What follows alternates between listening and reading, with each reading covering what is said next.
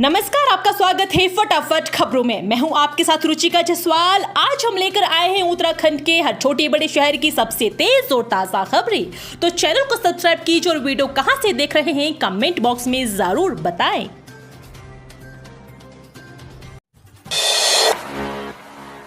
उत्तराखंड के इन 40,000 कर्मचारियों के लिए खुशखबरी, मिलेगी पेंशन। मंत्री ने दिए प्रस्ताव तैयार करने के निर्देश।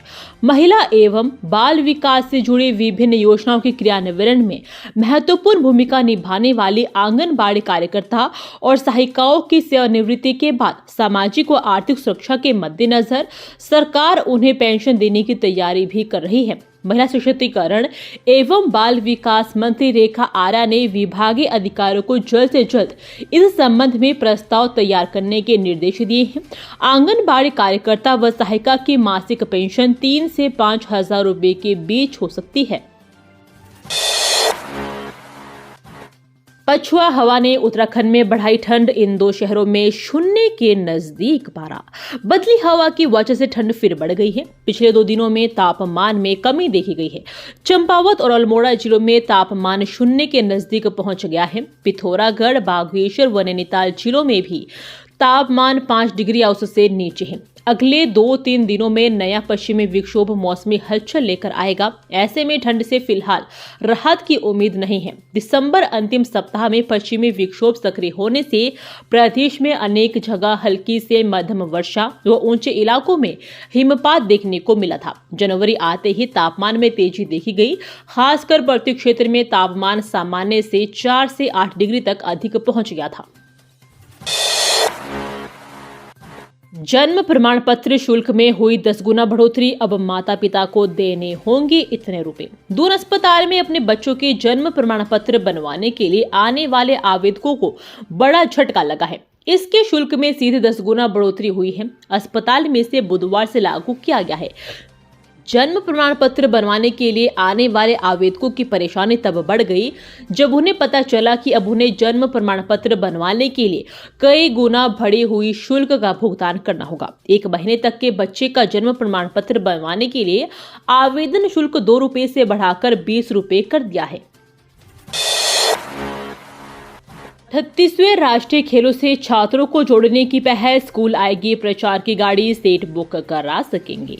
38वें राष्ट्रीय खेलों की गतिविधियां जिन शहरों में प्रस्तावित है वहां छात्र छात्राओं को इससे जोड़ने की पहल की जा रही है। इसके लिए युवा दिवस 12 जनवरी से प्रचार के 8 कैंटर स्कूल कॉलेजों के लिए रवाना किए जा रहे हैं।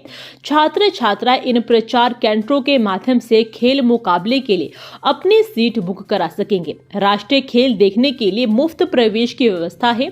उत्तराखंड अपनी स्थापना के रजत जयंती वर्ष में इस बार राष्ट्रीय खेलों की मेजबानी भी कर रहा है। राष्ट्रीय खेल 28 जनवरी से लेकर 14 फरवरी तक होंगे। देहरादून के अलावा हरिद्वार, शिवपुरी, ऋषिकेश, कोटी कॉलोनी, टिहरी, नैनीताल, रुद्रपुर, खटीमा, हल्द्वानी, अल्मोड़ा, पिथौरागढ़ में विभिन्न खेल प्रतियोगिताएं होनी है। युवा महोत्सव के लिए प्रदेश के 72 सदस्य दल को सीएम और खेल मंत्री ने किया रवाना। दिल्ली में आयोजन। स्वामी विवेकानंद जयंती पर दिल्ली में आयोजित होने वाले 28वें राष्ट्रीय युवा महोत्सव में शामिल होने के लिए उत्तराखंड से 72 युवाओं का दल गुरुवार को रवाना हो गया। मुख्यमंत्री पुष्कर सिंह धामी और युवा कल्याण मंत्री रेखा आर्या ने हरी झंडी दिखाकर दल की बस को रवाना किया। राष्ट्रीय स्तर पर युवा महोत्सव का आयोजन दिल्ली के भारत मंडपम में 10 जनवरी से 12 जनवरी तक होना है। इस दौरान कई तरह के सांस्कृतिक और बौद्धिक आयोजन किए जाएंगे। इसमें देश के सभी प्रदेशों की टीमें शामिल हो रही है। उत्तराखंड बोर्ड परीक्षा का रिजल्ट खराब हुआ तो स्कूलों पर होगी कार्रवाई। शिक्षा अधिकारी का सख्त निर्देश जारी। मुख्य शिक्षा अधिकारी देहरादून में उत्तराखंड बोर्ड परीक्षा परिणाम खराब रहने पर संबंधित विद्यालयों पर कार्रवाई करेंगे। परीक्षा परिणाम सुधारने के उद्देश्य से मुख्य शिक्षा अधिकारी की ओर से लक्ष्य कार्यक्रम संचालित किया जा रहा है ताकि अधिक से अधिक छात्रों को उस विद्यालय के शिक्षक 10वीं एवं 12वीं बोर्ड परीक्षा की विशेष तैयारियां करवाए। इसके बाद भी यदि परीक्षा परिणाम न्यून रहा तो कार्यवाही सुनिश्चित की जाएगी।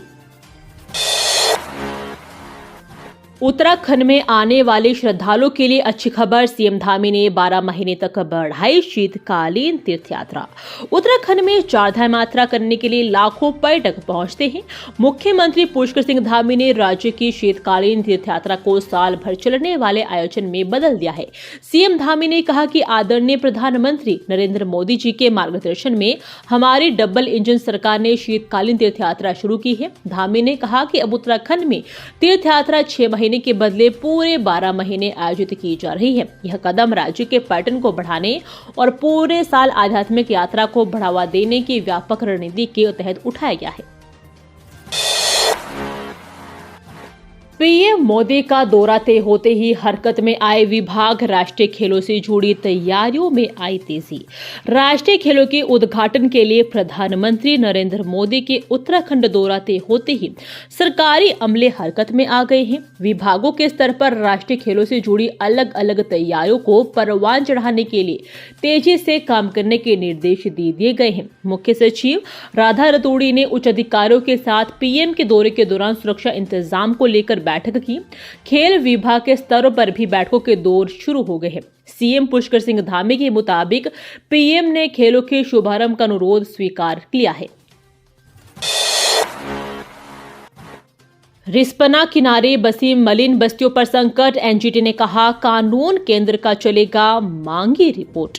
निकाय चुनाव में प्रमुख बनने वाले मलिन बस्तियों के मुद्दे के बीच नेशनल ग्रीन ट्रिब्यूनल के आदेश से खलबली मच गया है। रिस्पना के बाढ़ क्षेत्र में बसी हुई झुग्गी बस्तियों को लेकर एनजीटी ने अगली सुनवाई पर सरकार से रिपोर्ट मांगी है।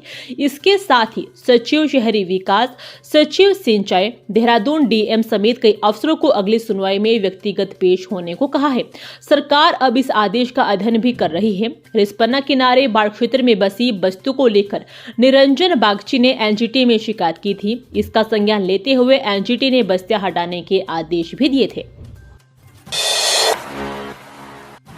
प्रदेश में 10वीं 12वीं की परीक्षा के लिए बनाए 1245 केंद्र, 165 संवेदनशील घोषित। उत्तराखंड बोर्ड की हाई स्कूल और इंटर की परीक्षा के लिए राज्य में 1245 परीक्षा केंद्र बनाए गए हैं।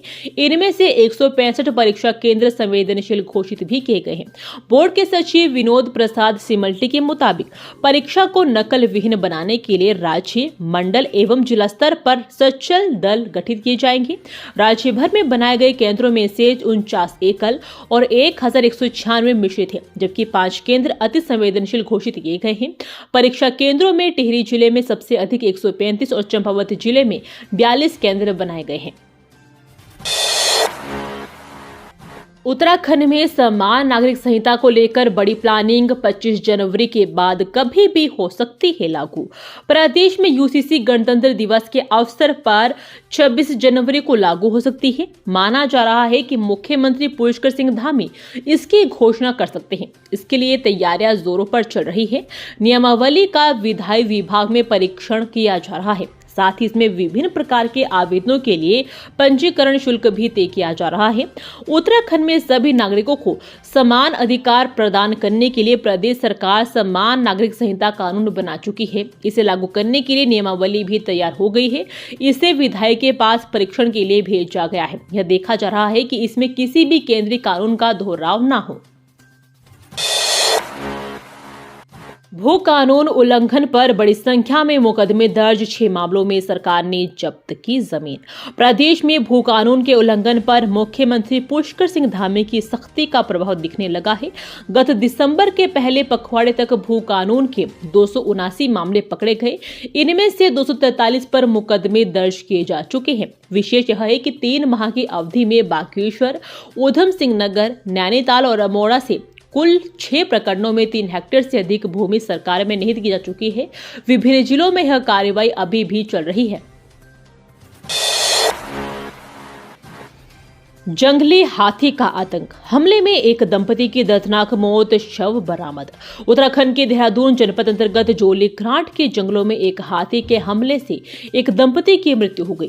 सूचना मिलने पर पहुंचे राज्य आपदा मोचन बल की रेस्क्यू टीम ने पति व पत्नी के शव जंगल से खोजकर नागरिक पुलिस के सुपुर्द किया है। एसडीआरएफ के सेना नायक कमांडेंट अर्पण यदुवंशी ने बताया कि रेस्क्यू टीम को सूचना प्राप्त हुई कि जोलीग्रांट जंगलात चौकी क्षेत्र में एक हाथी ने एक दंपति पर हमला कर दिया है। उन्होंने बताया कि सूचना पर वाहिनी मुख्यालय से एसडीआरएफ टीम मुख्य आरक्षी प्रकाश चंद्र तिवारी के नेतृत्व में आवश्यक रेस्क्यू उपकरणों के तत्काल घटनास्थल के लिए है, जिसने घटनास्थल पर पहुंचकर देखा कि उक्त महिला व पुरुष की मृत्यु हो चुकी थी और इस पर दोनों शवों को स्ट्रेचर द्वारा जंगल से होते हुए मुख्य मार्ग तक लाकर जिला पुलिस के सुपुर्द किया गया।